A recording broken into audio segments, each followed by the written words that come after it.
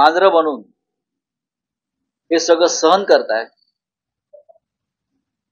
महाराष्ट्रामध्ये हे धृतराष्ट्रांचं सरकार निर्माण झालंय, जे महाराष्ट्राचा अपमान आणि महाराष्ट्राचे दूध उडाडवाने पाहत आहेत. महानंदा नेण्याचा प्रयत्न झाला अशा प्रकारे,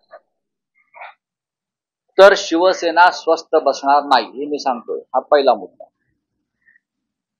आपका क्या बात, आप क्या बोल रहे हैं? सर, इंडिया आघाडीची आज काँग्रेस बैठक आहे का, आणि त्यामध्ये नितीश कुमार यांचं नाव आज अशा प्रकारची कोणती बैठक नाही.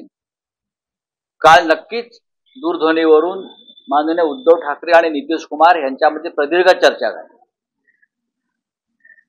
काल संध्याकाळी मुख्यमंत्री उद्धव ठाकरे आणि नितीश कुमार यांच्याशी चर्चा झाली. पुढल्या काळामध्ये माननीय उद्धव ठाकरे इतर काही नेत्यांशी बोलतायत.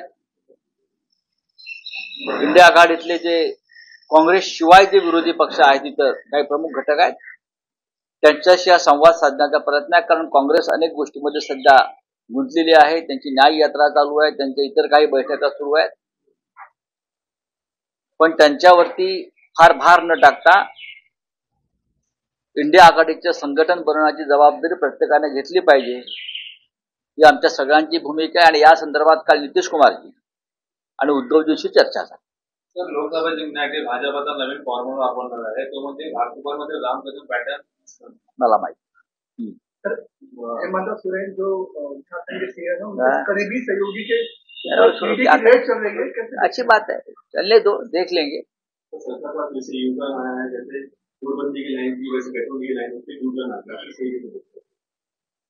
क्या देखेंगे? पूरे देश में हड़ताल हो गया है, पूरे देश में तनाव की स्थिति है. आपने देखा होगा महाराष्ट्र में क्या स्थिति है.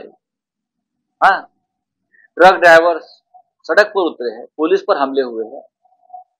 देखिए, हिट एंड रन, ये मामला गंभीर होता है. मैं उसका समर्थन नहीं करूंगा, उसका कोई समर्थन नहीं करेगा. लेकिन जिस तरह से कानून बनाया है, उस कानून के खिलाफ ये सब लोग सड़क पर उतरे हैं. उनसे चर्चा होनी चाहिए थी. जैसे काले कृषि कानून बनाए, अब ये क्रिमिनल अमेंडमेंट लॉ बनाया है. आप अपने आप को क्या समझते हो? आप कोई कानून बना लेते हो, हमारे पर थोप देते हो. बात तो करो, चर्चा तो करो. मजबूरी समझ लो सबकी. आज दुपारी या मुंबईमध्ये अंगणवाडी कर्मचाऱ्यांचा प्रचंड मोर्चा आहे. आपल्याला माहित असेल, संपूर्ण महाराष्ट्रातून 1 लाखापेक्षा जास्त अंगणवाडी कर्मचारी, शिक्षक हे आझाद मैदानावर येत आहेत. त्यांच्या मागण्या ज्या आहेत त्या वर्षानुवर्ष अशाच अधांतरी पडलेल्या आहेत. उद्धव ठाकरे मुख्यमंत्री असताना त्यात लक्ष घालण्याचा प्रयत्न केला, पण कोविडमुळे उद्धव ठाकरेंना त्यात फार काही त्यांना मदत करता आली नाही. अंगणवाडी कर्मचारी संपावर आहेत आणि आज त्यांचा मुंबईमध्ये विराट मोर्चा आहे आझाद मैदानावर. आम्ही त्यांच्या मागण्यांना पाठिंबा दिलेला आहे. आणि आज 3 वाजता शिवसेना पक्षप्रमुख उद्धव ठाकरे हे आझाद मैदानावर जाऊन अंगणवाडी कर्मचाऱ्यांना संबोधित करणार आहे. ही आज आमच्यासाठी महत्वाची आहे.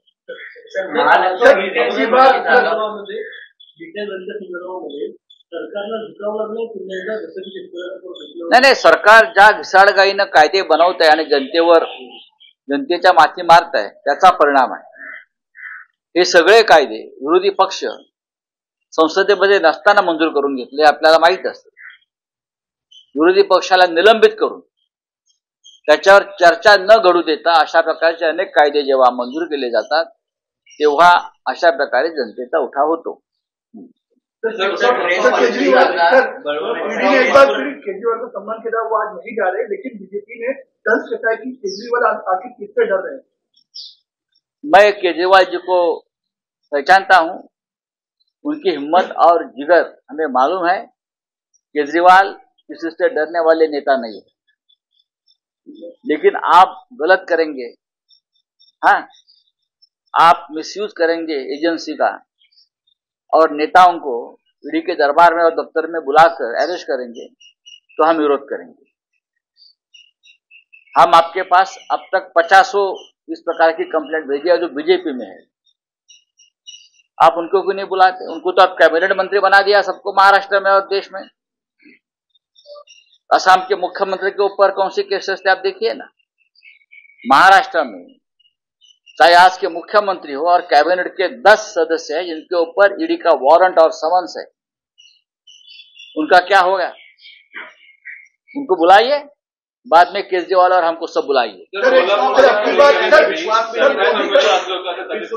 चुनाव से पहले नारा दिया गया है कि पिछली बार मोदी सरकार, अब की बार 400 के पास। हाँ, ईवीएम है ना, ईवीएम है तो मुमकिन है, ये नारा होना चाहिए।